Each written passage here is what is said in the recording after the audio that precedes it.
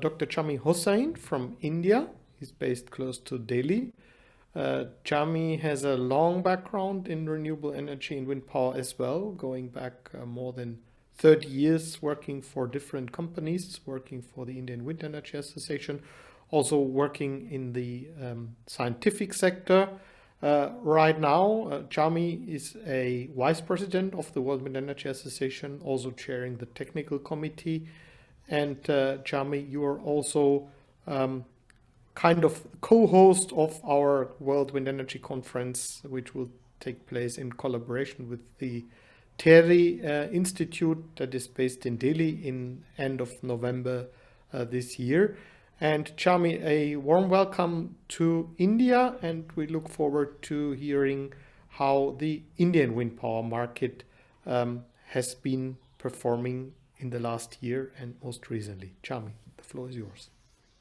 Thank you, Stephen, and good afternoon or good evening or good morning to all of your participants in the this webinar. Stephen, can I share my screen?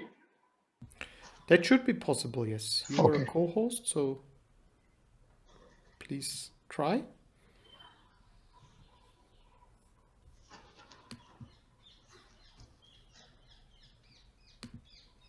That looks good. You just switch to presentation mode and I think they can go ahead. Excellent. Yeah, just a minute.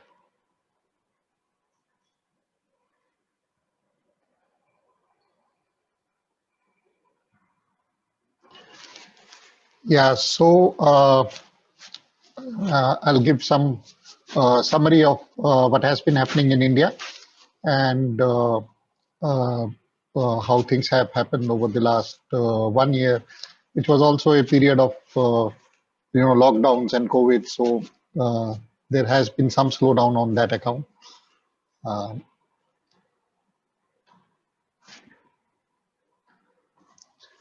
So if we look at the installed capacity today, we may have added something like 1400 to 1500 megawatts of wind power in the year. We normally go with the financial year, so it is March to March. So by the end of March, from last year's March, we may have added something like 1500 megawatts. But if I look at the figures which were available to me till February end, we had something like 39,000 megawatt of total capacity installed in the country. I think India remains the fourth largest country to install wind farms. And if you look at this, we had some transition which happened over a period of time. Sometime around 2017, there was a switch from feed-in tariff mode to the auctions mode. So if you look at it, the achievements till 2017-18 were mostly from the feed-in tariff mode, and something like 34 to 35 gigawatt of the total installed capacity today that we have came from the FIT mode, and the remaining has come from the auctions.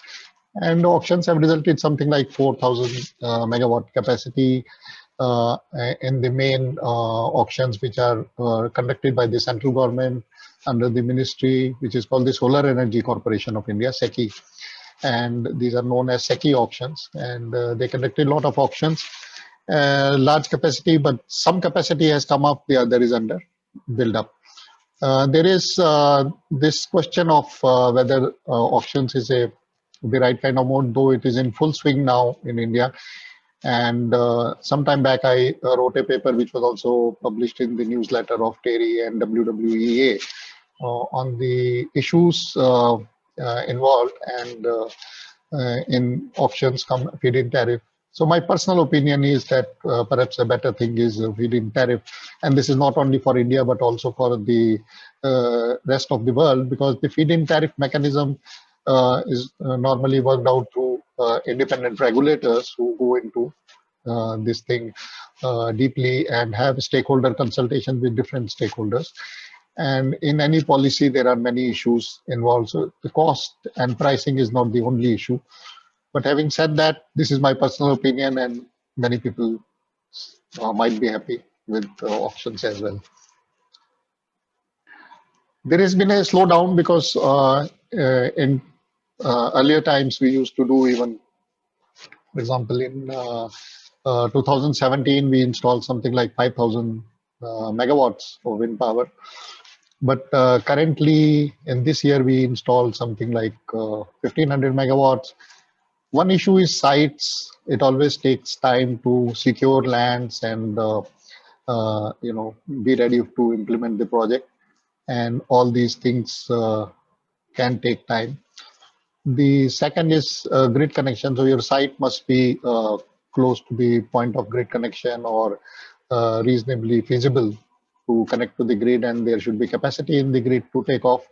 And one has to go for approvals with the Power Grid Corporation of India, because if you are going through auctions, you have to connect to the central grid.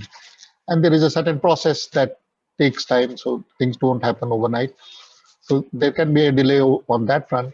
COVID was a cause of delay, and even the government allowed developers to commission their projects rather late, and they were allowed some flexibility in this front. So that has been one reason for this slowdown. Then, when we look at the auctions, the very low tariffs arrived. Recently, there was a tariff of something like 2.77 rupees per kilowatt hour for a 300 megawatt project achieved in an auction.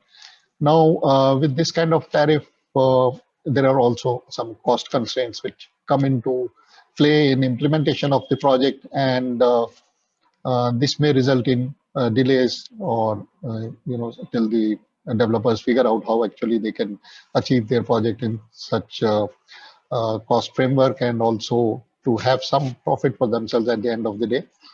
And many projects must be under implementation, but as of today, I think something like 4,000 megawatt. I will come to it later. Just to give you a snapshot of India's power scenario, because now renewable energy is a major component in the overall power sector. And recently, our Minister for Renewable Energy, Mr. R.K. Singh, he spoke in the Parliament, and he said that by 2026 and 27, we will have something like 38,000 megawatt coming in from coal, 27 from gas, 65,000 from hydro, 16.880 megawatt from nuclear. But you see, is the renewable energy is a whopping 275,000 or 275,000 megawatts, which also contains solar and wind both, and probably 75 to 100 gigawatt from wind energy. Potential exists in India. I was myself involved in assessing the potential some about 8-10 years back, and there are other studies also which indicated that India has a vast potential of something like 2,000 gigawatt. But this is more like theoretical. Then when you come down to acquiring lands and looking at power, electricity grid, and all these things, there are different constraints. And then one has to fine tune this. So recently, a few years back, rather, WWEA came up with a new number, which was 695 gigawatt. This is also subject to technology, as the wind turbines are becoming larger and the towers are becoming higher. You can have bigger machines. So this is subject to the technology. So one could say it is somewhere between 600 to 1,000 gigawatt easily. So that kind of capacity can be set up in India. Then offshore potential also has been evaluated. There are different numbers, but I will stick to the WWEA number, which is around 70 gigawatt of offshore potential that exists and has been identified in India. And this is something that can take off, and I will I'll discuss this later. In recent times, there has been a lot of interest in storage systems. Battery is one of them, then electric vehicles, then hydrogen. And all these things are then, as you are well aware, are connected with renewable energy, with wind energy also, and has an impact on that. New things that have been done under the auctions are also that the auctions required that people bid for round the clock power. So they will bid for supplying power in peak time and supplying power in off peak hours, and they could bid for different numbers there, and also for hybrid power, that it will be a combination of solar and wind, and you can have it on the same wind farm, or you can have different sites with solar and wind and combine the output and give something. So this gives some flexibility to developers, and these are the things which are happening in India. I think in that sense, India is quite advanced in looking at renewable energy with solar and wind in totality. So this probably is not happening everywhere. So this is an interesting aspect of the Indian system. Yes, offshore could be a new beginning, and I thought I should just give a little bit of a snapshot of what's happening in offshore. You see, this is a LIDAR system which has been installed in the offshore in Tamil Nadu, and off the coast of Tamil Nadu, another which is installed off the coast of Gujarat, and measurements have been done. Wind speeds have been found to be reasonably good, but not perhaps as good as in the North European areas. So this is taking some time because a lot of studies and have to be done on the ocean, what is called the Met Ocean, and geotechnical kind of studies, and also there are these are sub-ocean, so data availability and data management and various things related to that are important, and these are being also looked into. But very serious interest from many players. This shows offshore potential and wind speed at different areas. And as you can see, this is Gujarat. To the west of Gujarat, you have some sites identified for offshore development, and also in the south of Tamil Nadu. And this may take some time to get the approvals and everything. In principle, approvals, as far as I understand, have been obtained for something like 5 gigawatt capacity. So this can take off. And this, in fact, is a photograph which I picked off from the website of the ministry. And it says India is blessed with a coastline of about 7,600 kilometers, which is a very long coastline. And this obviously gives us a great potential to harness wind power. And a lot of interest from many stakeholders has been there. All the worldwide players who are into offshore, from UK, from US, from Europe, Denmark, they came down to India, and they have had discussions with the government. So sooner or later, something is going to happen. This is the way forward for wind energy. And I think in the next 10 years, something like 5 gigawatt of offshore is possible.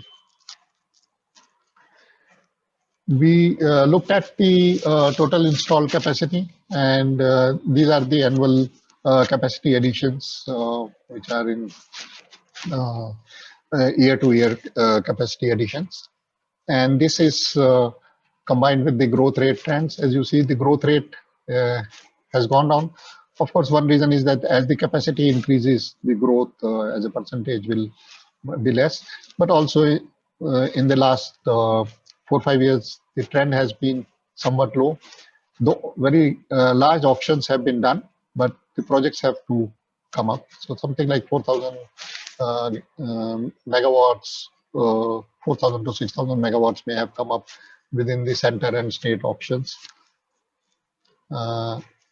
As you see, I picked up this from the news snippet that very recently, which was perhaps in March, we achieved something like 2.77 rupees per kilowatt hour for a 300 megawatt, which was taken by Adana Renewable Energy. Then another was Ayana Renewable Power, which took 300 megawatt in the auctions. So in total, some 1,200 megawatt were auctioned within these tariffs. And this was the last tranche which happened in March. Uh, so this is the chronology of tariff and the auction capacity. We have had auctions from uh, 2017 till March 2021, and some of them were up to 2000 megawatt. And along with that, how the tariff has moved, we had very low tariffs also, something like 2.44 rupees per kilowatt hour. And recently, if you see this gray line, we achieved something like 2.77 rupees per kilowatt hour. And this has implications for the industry. It has implications for the manufacturers, for all the supply chain and everything. And this we had discussed some time earlier, so I will not go in any detail. But this is the chronology, and you can see it's roughly hovering around between 2.5, 2.7 rupees per kilowatt, 2.8 rather rupees per kilowatt hour. And these are the capacities which were bidded and then allocated. So in some places, not all the capacities could be allocated, but recently I think all was done.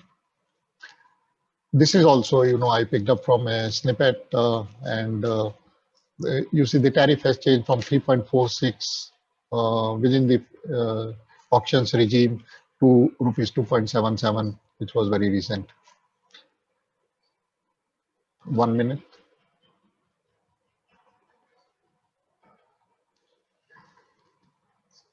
So if you look at it, India has added 9.7 gigawatt of power generation capacity from April 2020 to February 2021.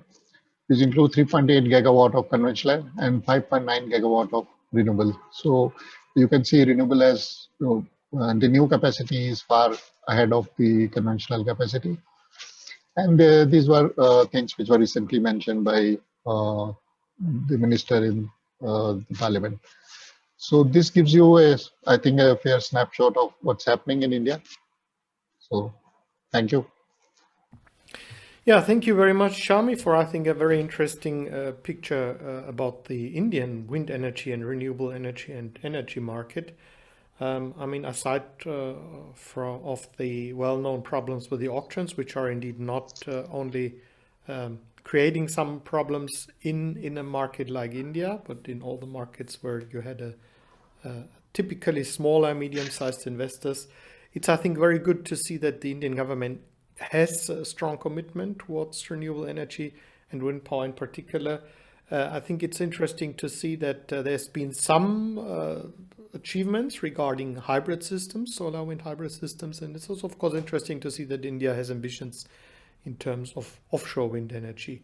So we all of course curious on how this is continuing, and I want to take this opportunity to invite everyone again to join us for the 19th World Wind Energy Conference coming to Delhi.